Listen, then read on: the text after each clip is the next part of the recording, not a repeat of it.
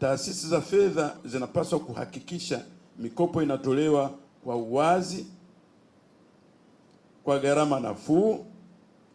Hii itasaidia kuzuia wananchi kuingia kwenye madeni kupita kiasi na kuongeza umaskini badala ya kuwakwamua. Pili, kutoa elimu ya fedha inayohusiana na mikopo kwa wananchi ili iwawezeshe kufanya maamuzi sahihi ya kukopa na kusimamia fedha hizo kwa ufanisi. Bidhaa hii inapaswa kuwa endelevu, huku ikiendelea kuwa na athari chanya kijamii. Kuweka uwiano mzuri kati ya faida na gharama za utoaji wa huduma hiyo ni muhimu kwa mafanikio ya muda mrefu.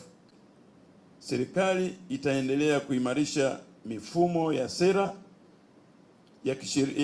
ya kisera, usimamizi wa sheria na kuhamasisha matumizi ya huduma za kifedha ili kupanua uwigo wa upatikanaji wa huduma hizo. Tunategemea kuwa na pesa zisizopungua takribani bilioni 30 kwa ajili ya kuweza kukopesha kwenye mikopo midogo midogo ya umiliki wa nyumba. Na kama mnavyojua, mikopo midogo midogo hii kama tulivyosema awali,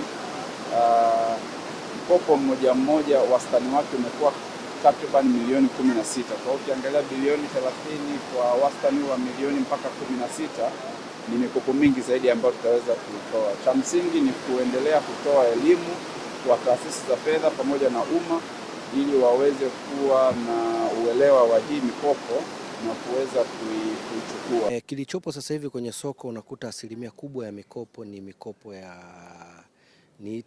ya juu. Mikopo ya juu maana yake ni kuwa ni mikopo ya kununua nyumba, lakini mikopo ya gharama, kiwango kinachohitajika ni kikubwa sana.